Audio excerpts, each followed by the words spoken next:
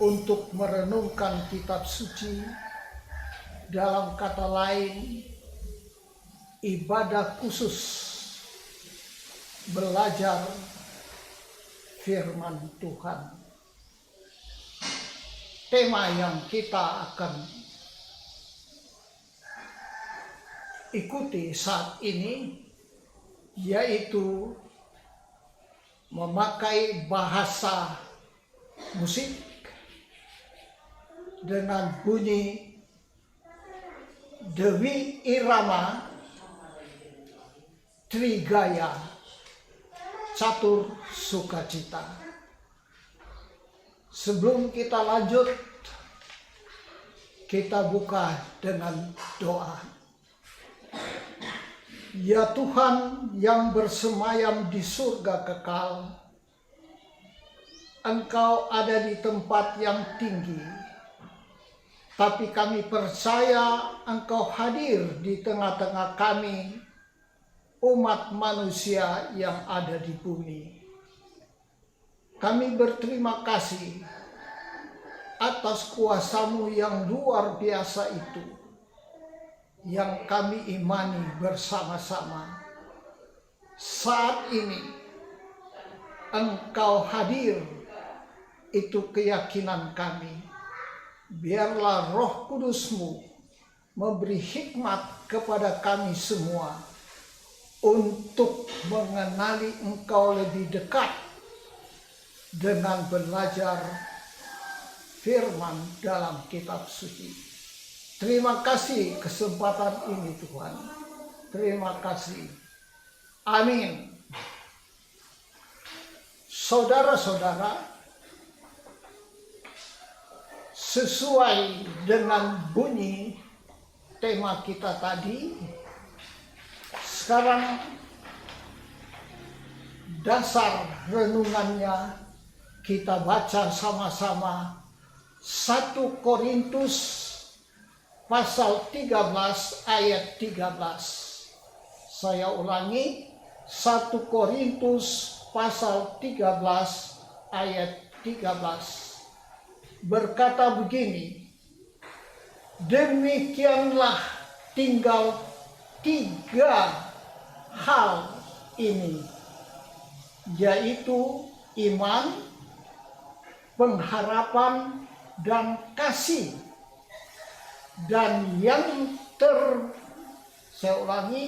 dan yang paling besar di antaranya ialah kasih. Saudara-saudara, ini adalah bahasa dari Rasul Paulus.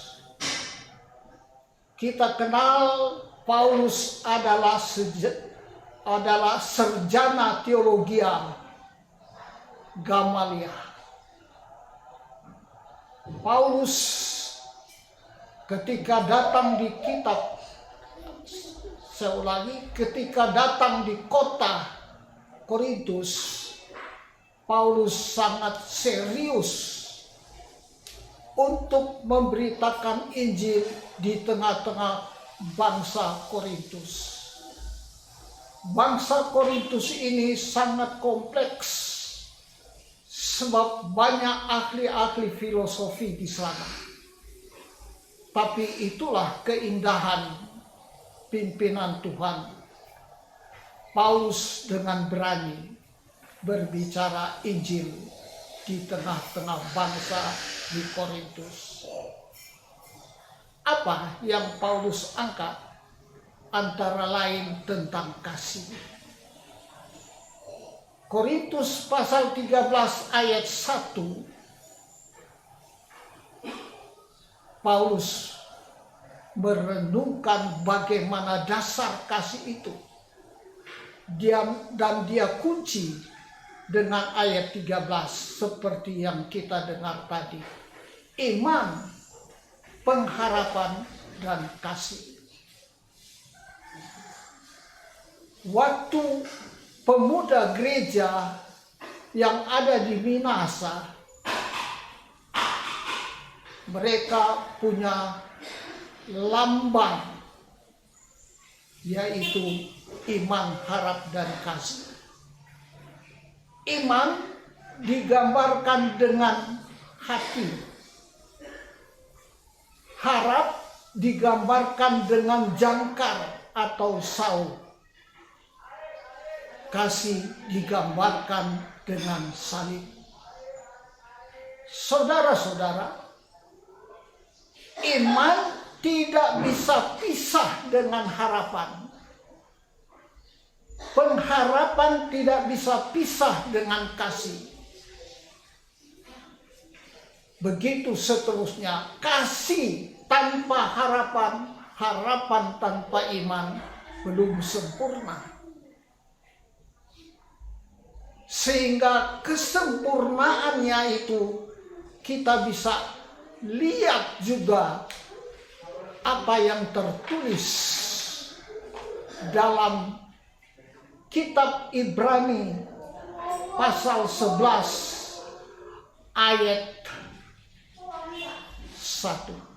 Kitab Ibrani pasal 11 ayat 1. Iman adalah dasar dari segala sesuatu yang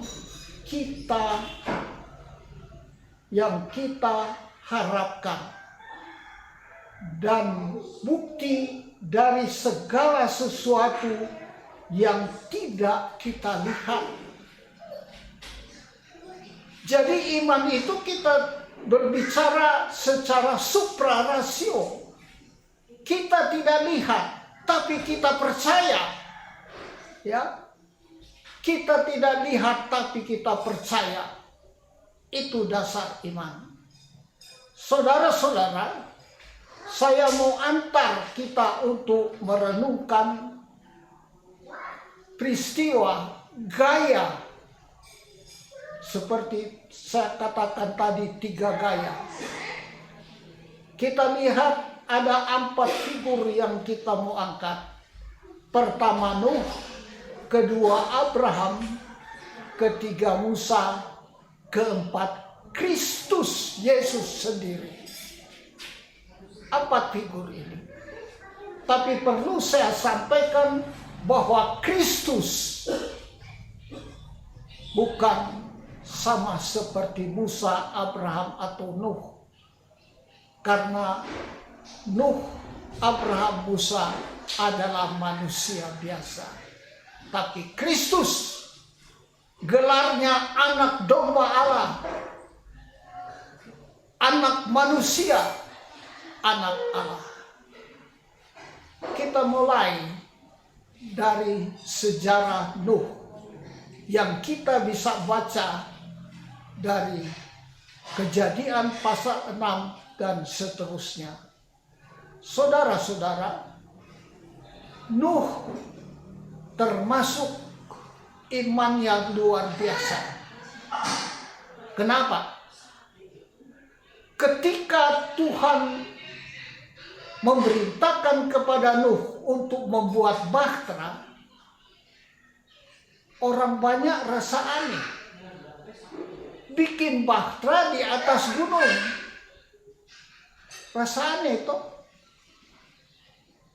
Selama 120 tahun Nuh membuat bahtera.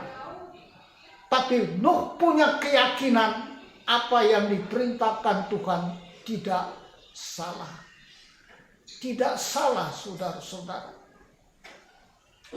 Yang aneh di sini, Nuh berteriak kepada orang banyak untuk bertobat. Tidak ada yang mau bertobat. Jadi pada dasarnya Nuh membuat bahtera untuk memberitakan penyelamatan sebenarnya. Akhirnya apa? 120 tahun sesudah Nuh buat bahtera, terjadi air bah. Sesudah itu apa yang terjadi? Pelangi kasih muncul. Pelangi kasih muncul.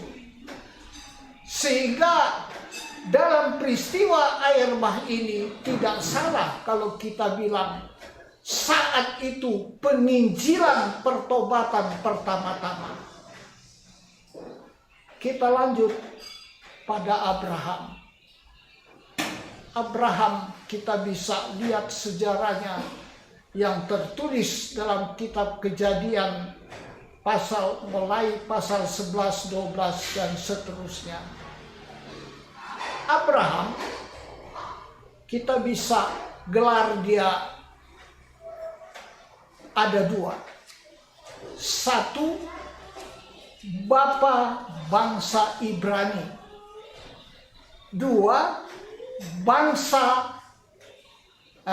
bapa orang beriman.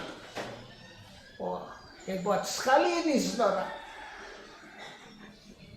Kalau kita bicara janji-janji Tuhan kepada Abraham, ya, Abraham mempunyai turunan seperti bintang di langit, tidak terhitung. Seperti pasir di pantai, tidak terhitung. Ya, kalau bilang Bapak Ibrani, itu suku. Bisa saja kita hitung. Tapi kalau Bapak beriman, siapa yang beriman? Seluruh orang beriman di dunia ini, dari zaman ke zaman sampai dunia kiamat, menjadi seperti pasir.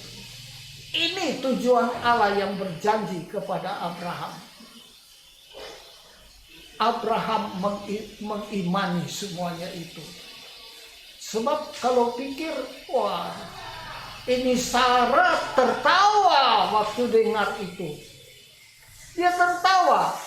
Sebab apa? Sebab Sarah sudah tua. Menurut hukum biologi, sudah masuk pada menopause. Mana bisa mau melahirkan lagi. Tuhan menjanjikan dengan sungguh-sungguh. Dan Tuhan tandakan dengan penggantian nama. Sarai diganti Sarah. Abram diganti Abraham. Dan Allah sendiri memperkenalkan namanya El Shaddai. Pada saat itu, saudara-saudara. Ini hebat sekali. Menggantikan nama ini merupakan sumpah yang tidak bisa digugat oleh banyak orang. Waktu itu Sarah tertawa. Waduh, tidak mungkin. Tapi dengan iman ternyata, ya, kandungan yang sudah mati bangkit ulang. Tapi ini menandakan kematian manusia.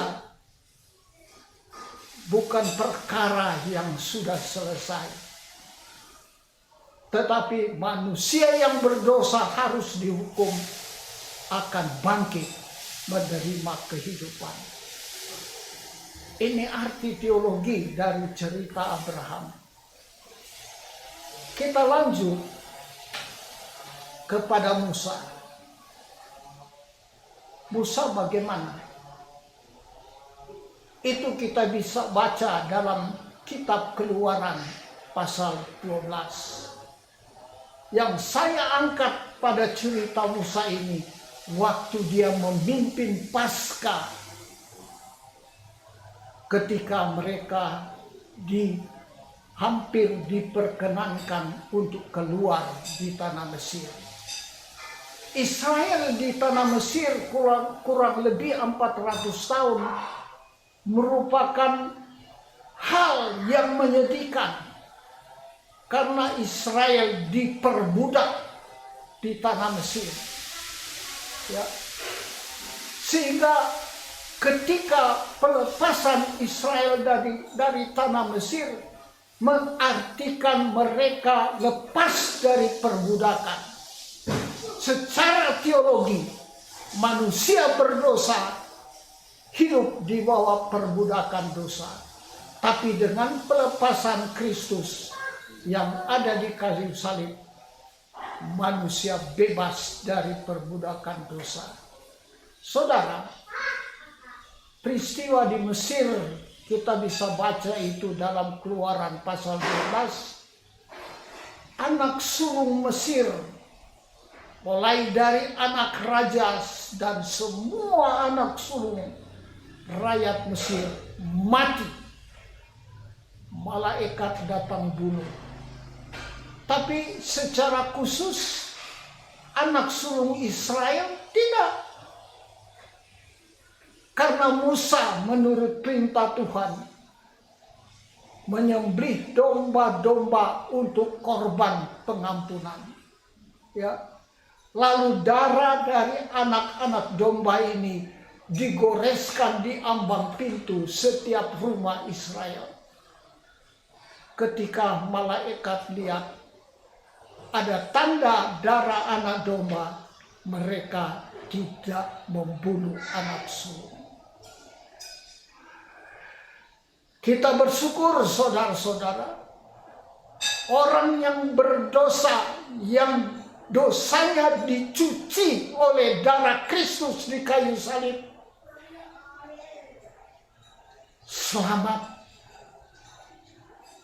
tidak mendapat hukuman.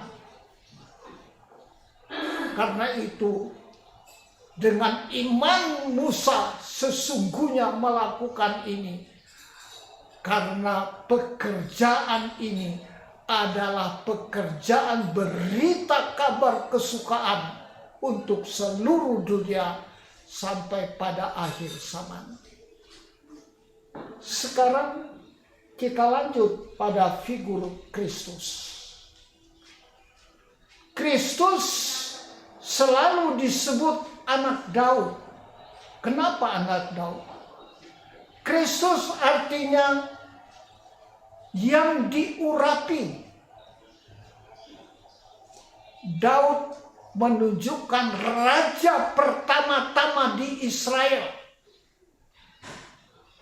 Saya perlu informasikan, bukan Saul raja pertama-tama.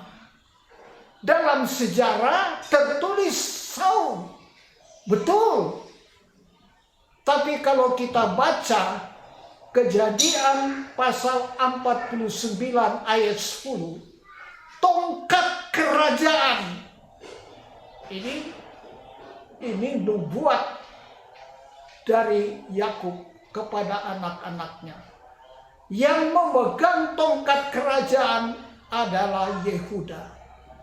Daud keturunan Yehuda. Sedangkan Saul yang kita lihat dalam sejarah menjadi raja pertama keturunan Benyamin.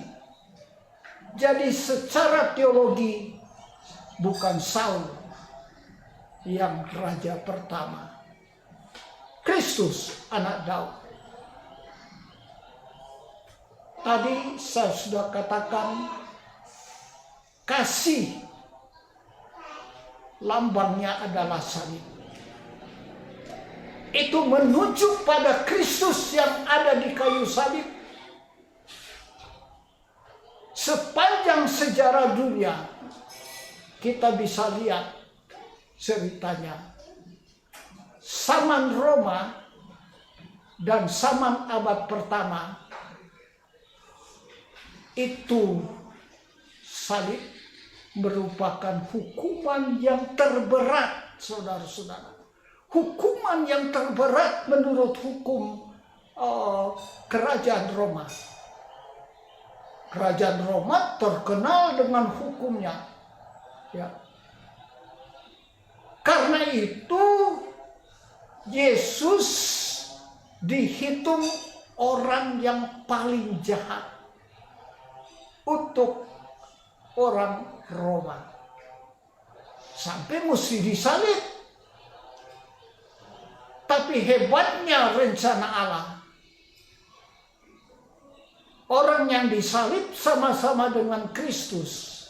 Di kiri, di kanan. Tulang mereka dipatahkan. Tapi Kristus tidak. Ini punya arti tersendiri.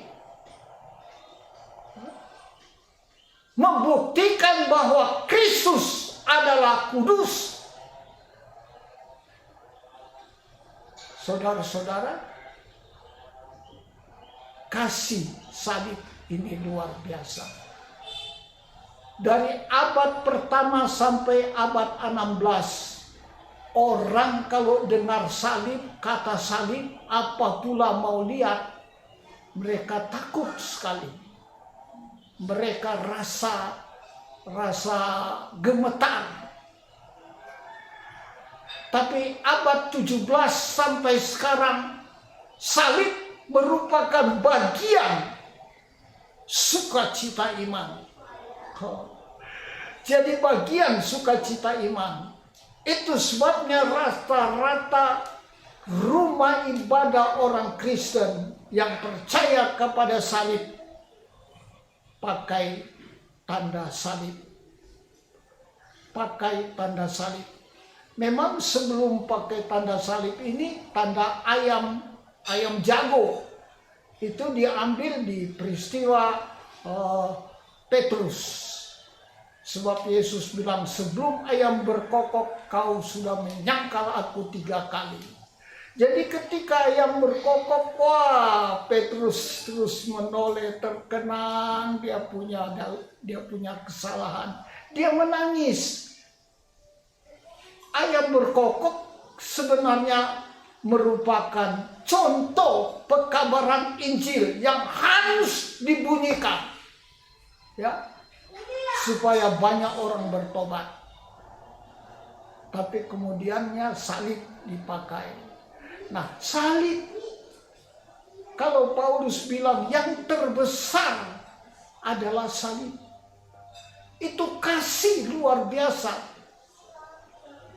Kitab suci, surat-surat 1 Yohanes pasal 4 ayat 7 sampai 19 berbicara Allah adalah kasih. Allah adalah kasih. Itu mutlak, saudara-saudara. Ketika kita bicara kasih, kita boleh lihat dari semua isi Alkitab. Dalam Alkitab sebenarnya kita harus tahu ada 4.500 kali kata Allah marah, Allah murka. Wah, kalau bicara Allah marah, Allah murka ada 4.500 kali. Sebenarnya dunia ini harus dihukum penuh, dibakar. Tapi dengan kasih salib, anaknya memberi pengampunan, maka manusia yang percaya selamat. Tapi jangan lupa, sekalipun Yesus menanggung dosa kita, namanya dia adalah Allah. Dia tidak pernah kena lumpur. Kena lumpur dosa. Kalau kita manusia misalnya mau menolong anak kita jatuh di sungai yang berlumpur, kita turun di sungai pasti kena lumpur. Tapi Kristus turun jauh ke tubir dosa, di mana manusia berkelimang dalam dosa, dia tetap kudus. Karena itu penebusan adalah wujud kasih yang luar biasa. Hebat toh? Kasih yang luar biasa. Nah, itu semua gaya iman, gaya pengharapan. Sekarang kita mau lihat 4 sukacita. Kalau Nuh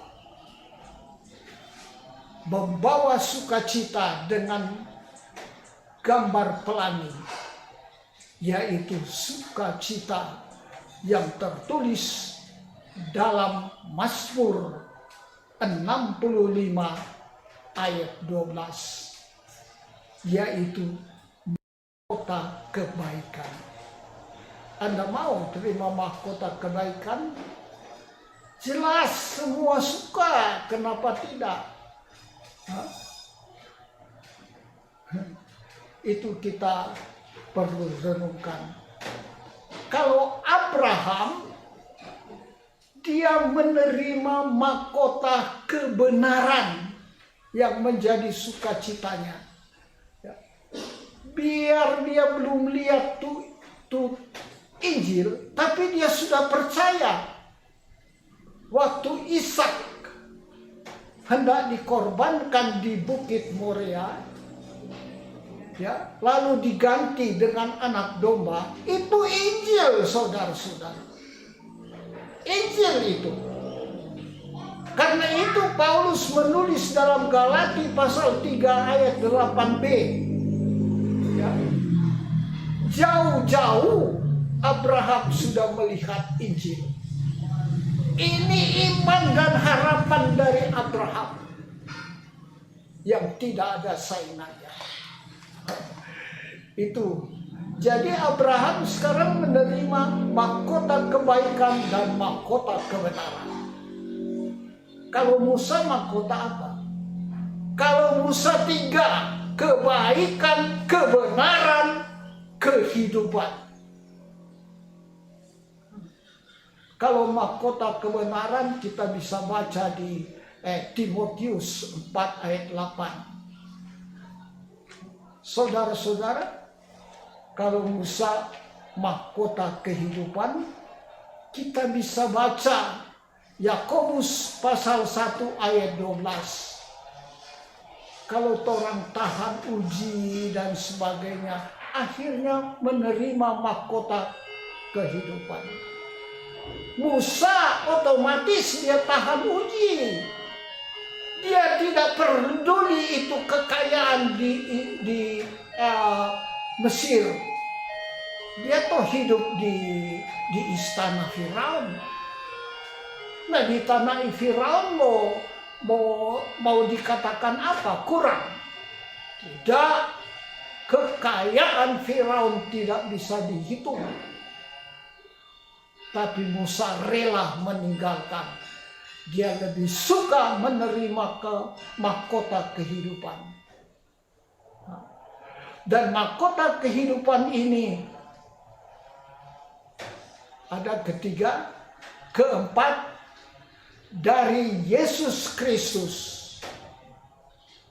mendatangkan 4 mahkota. Mahkota kebaikan, mahkota kebenaran, mahkota kehidupan. Kristus dengan kemuliaan kayu salib. Kristus memberikan kita semua sukacita dengan mahkota kemuliaan. Mahkota kemuliaan ini berbicara hidup kekal, hidup di surga. Kalau kehidupan baik di dunia, baik di surga. Tapi kalau kemuliaan khusus, mahkota di surga. Kelebihannya mahkota di surga ini dari kekal sampai kekal. Hebat toh? Sekarang bagaimana kita semua? Gaya iman mana yang kita bisa tunjukkan? Kalau tadi 3 gaya iman, bagaimana kita? Apakah kita mengimani Allah Sang Pencipta seperti Nuh, Abraham, Musa, dan lain-lain? Apa yang kita khawatirkan? Dalam kitab Ibrani, begitu banyak nama-nama orang beriman yang tertulis. Kurang lebih karena iman ada 27 kali tertulis dalam pasal 11. Belum nama-nama orang banyak. Kita yakin sekalipun kita tergolong orang berdosa, dan memang tidak ada yang benar di antara kita, semuanya kita berdosa. Tapi ketika kita mengimani dan mengharapkan kasih Kristus, kita boleh selamat. Antara lain yang kita lihat ini, Rahab, perempuan sundal. Kita tidak bisa persalahkan dia karena orang semua berdosa. Tapi kenapa Rahab dapat dibenarkan, tidak dibinasakan? Karena Rahab mengimani Allah itu luar biasa. Allah akan datang ketika Yosua memimpin Israel, benteng Yeriko runtuh. Cuma dengan iman Rahab selamat. Ini bagian dari gaya-gaya orang beriman. Untuk kita semua sekarang, Anda bisa baca untuk gaya kasih ada di Roma pasal 12 ayat 9 sampai 21. Ini sangat perlu, bagian kehidupan orang Kristen yang Paulus harapkan kepada orang yang ada di Roma, ya, yaitu apa? Mulai dari kasih, menghormati satu dengan yang lain, jangan kerajinanmu kendor, ya, bersukacita dalam pengharapan, memberi tumpangan banyak orang. Jangan berangan-angan perkara yang tinggi. Jangan membalas kejahatan dengan kejahatan. Ayat 21 Roma 12. Jangan kamu ditewaskan dengan kejahatan, tapi tewaskan kejahatan dengan kebaikan. Saya kira itu merupakan gaya dari 3 gaya yang kita perlu lakukan setiap saat. Kita yakin, saya percaya kita semua yakin untuk hal ini. Saudara-saudara, saya mau tutup khotbah ini. Tapi sebelum tutup, saya teringat Paulus waktu membuat perjalanan ke Roma sebagai orang tahanan. Kapal yang mereka tumpangi kandas karena gelombang besar.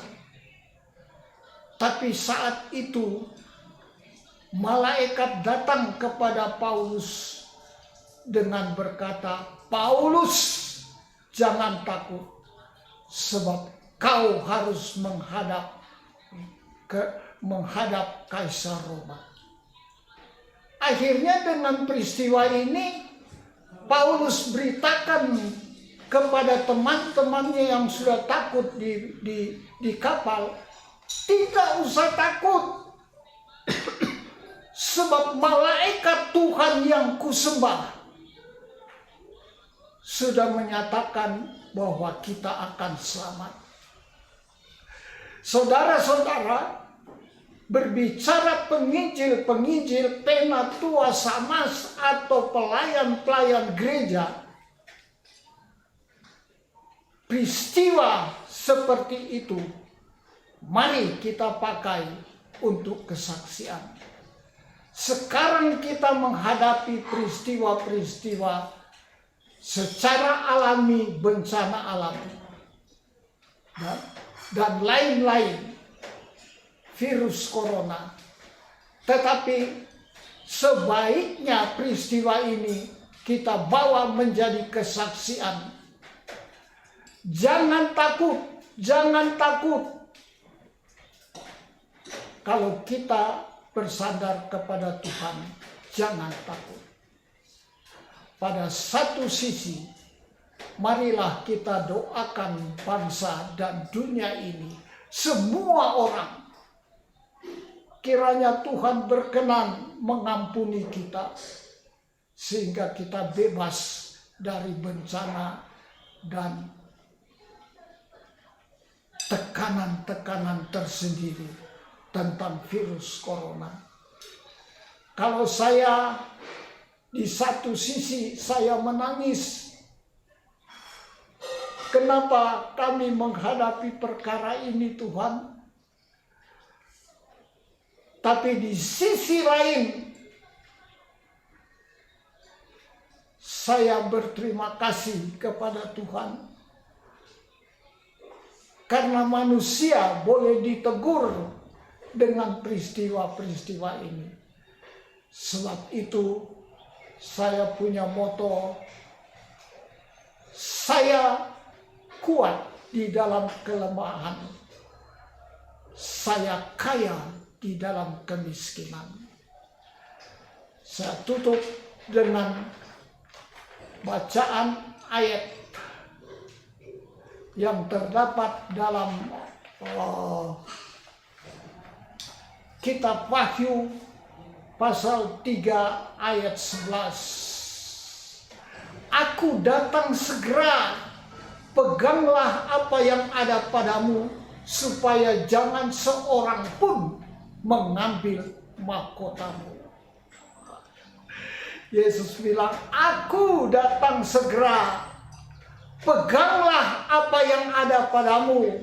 Kalau tadi kita bicara 4 mahkota, Yesus bilang, peganglah apa yang ada padamu, supaya jangan seorang pun mengambil mahkotamu. Terima kasih. Sampai sinilah khotbah, dan mari saya ajak kita sama-sama masuk dalam doa. Ya Tuhan yang empunya firman, kami bersyukur karena Engkau datang berbicara lagi kepada kami. Engkau datang di tengah-tengah kehidupan manusia secara umum. Engkau tetap menjaga dan memelihara kami. Karena itu kami bersyukur firman-Mu yang menghidupkan ini. Apakah itu menekan perasaan kami, atau itu menghibur, menguatkan perasaan kami, tapi itu adalah bagian kasih sayang-Mu kepada kami. Terima kasih untuk semuanya itu Tuhan.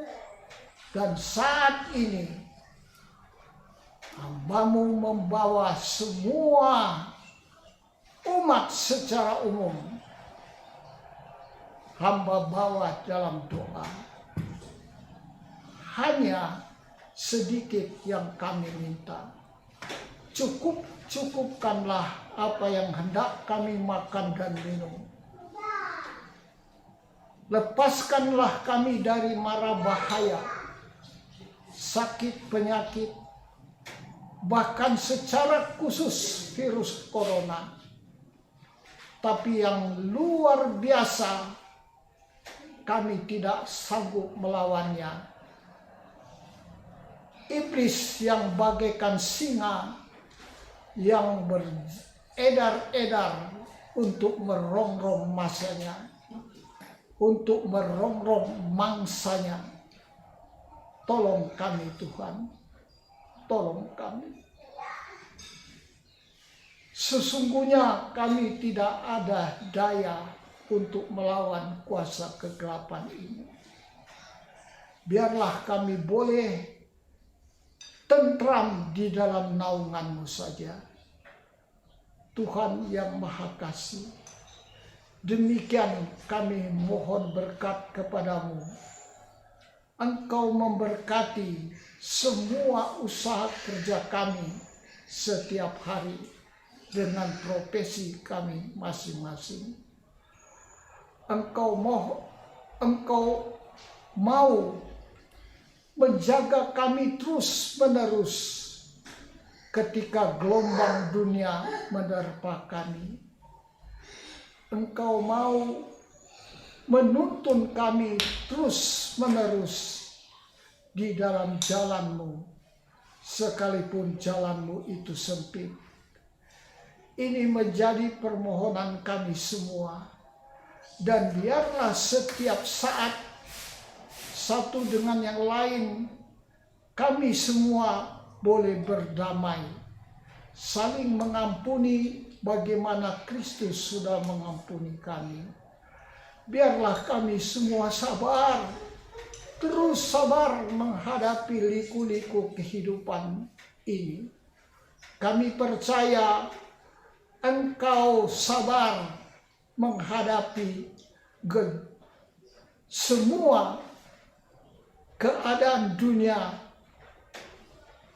yang tidak menyenangkan Engkau, tapi Engkau bermaksud supaya banyak orang yang diselamatkan. Terima kasih Tuhan, terima kasih. Biarlah kami semua tetap karena ketetapan hidup di damping-Mu itu, di samping-Mu itu yang Engkau dampingi adalah kesukaan kami. Biarlah kami boleh menjunjung terus mahkota kebaikan, kebenaran, kehidupan, dan kemuliaan. Kami menjadi anak-anak-Mu, anak-anak warisan-Mu, sehingga kami layak mendapat kehidupan yang kekal di surga nanti. Terima kasih Tuhan, terima kasih. Ini doa kami yang kami persembahkan dalam nama Tuhan yang kekal, Tuhan yang kekal dari kekal sampai kekal. Amin. Terima kasih. Nanti kita ketemu lagi kali berikut. Terima kasih.